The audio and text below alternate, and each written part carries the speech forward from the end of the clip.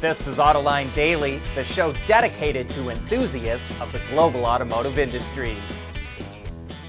Ford posted its second quarter earnings yesterday, and the numbers sure do look a whole lot better than they did a year ago.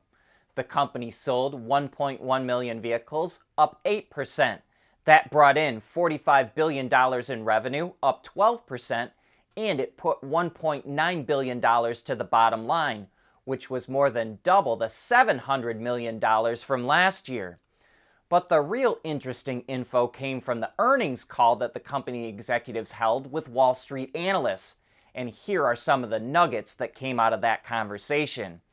First, Ford is really putting a heavy emphasis on hybrids.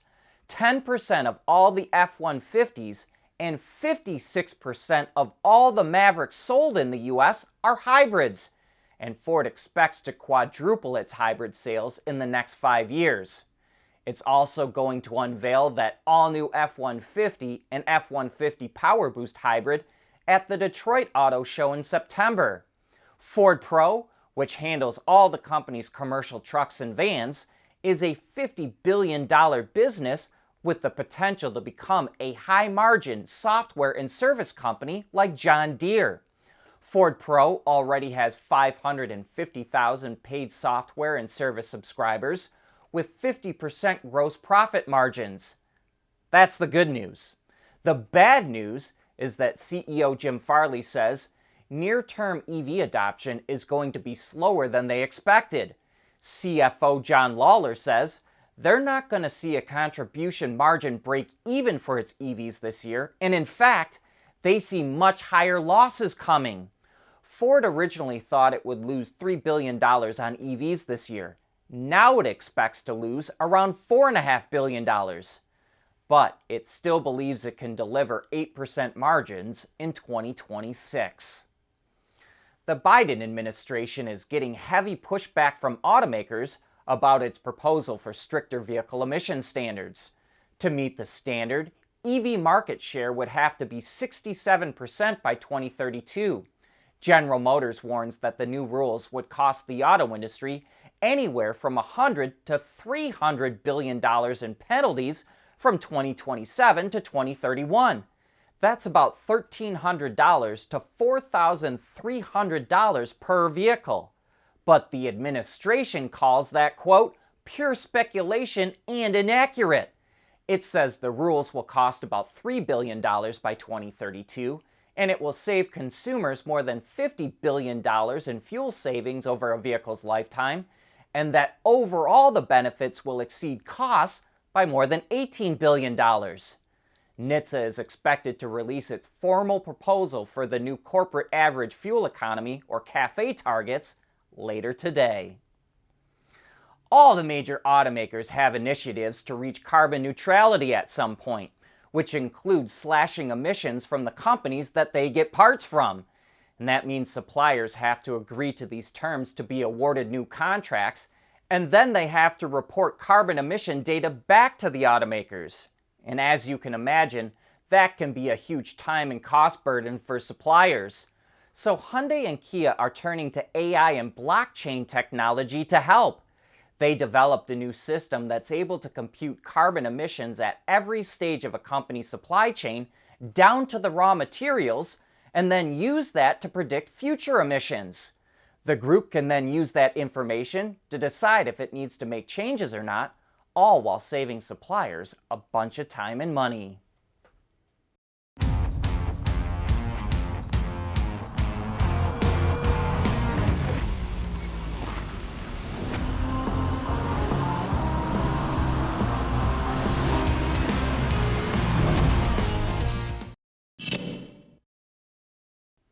Even though we've been kind of bagging on Audi for poor EV sales, it's actually doing pretty well overall.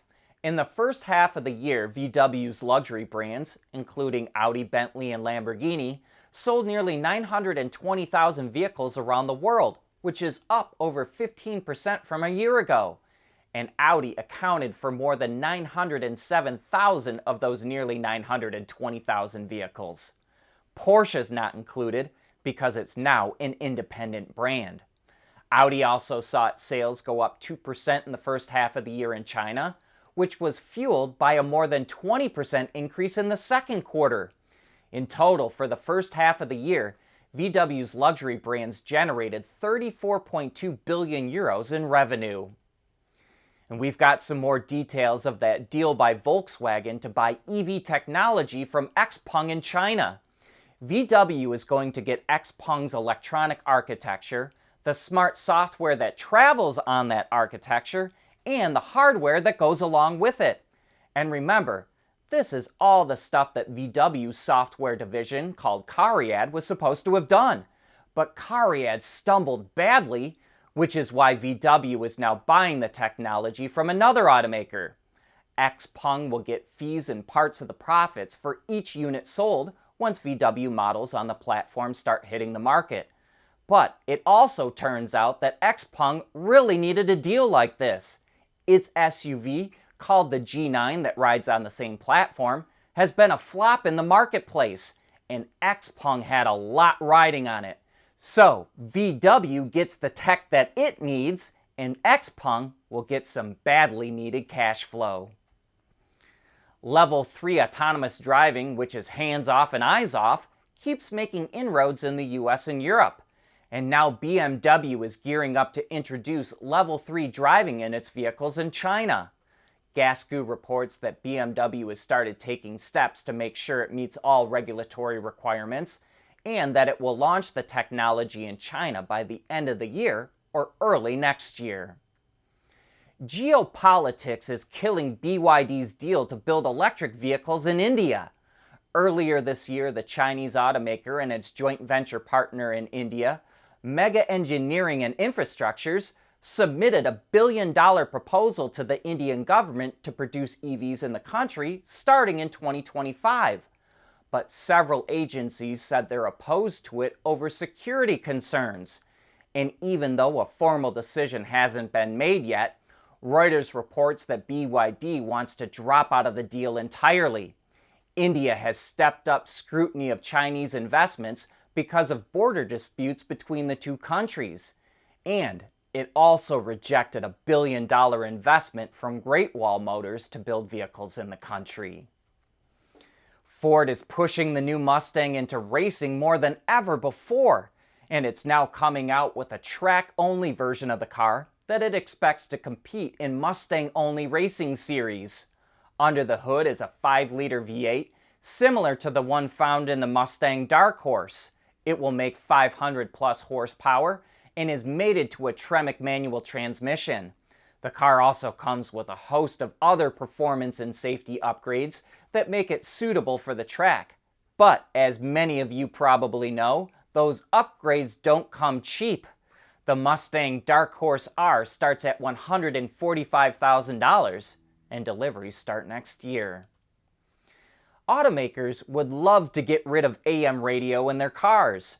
Automotive News reports that BMW, Mazda, Polestar, Rivian, Tesla, Volkswagen, and Volvo do not offer AM radio in their EVs.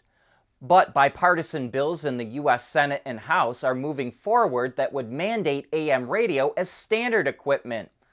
A lot of people seem to believe that AM radio is passé and that no one listens to it anymore.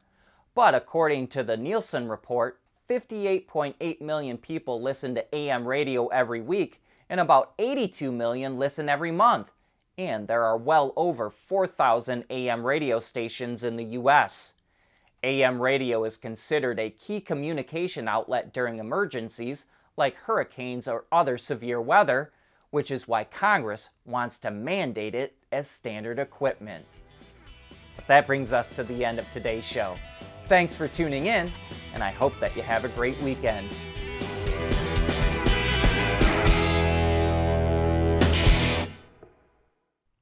Autoline Daily is brought to you by Bridgestone, solutions for your journey.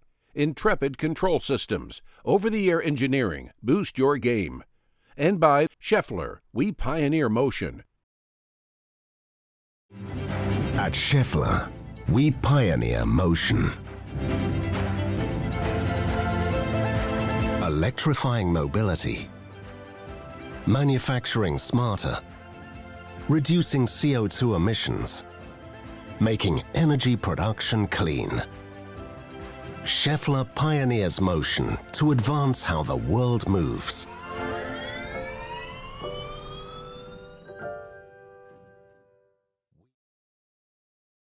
We want to know what drives your testing. OTA, connected car, diagnostics, remote testing. Intrepid Control Systems is here to help you work from anywhere. Intrepid Control Systems, driven by your data.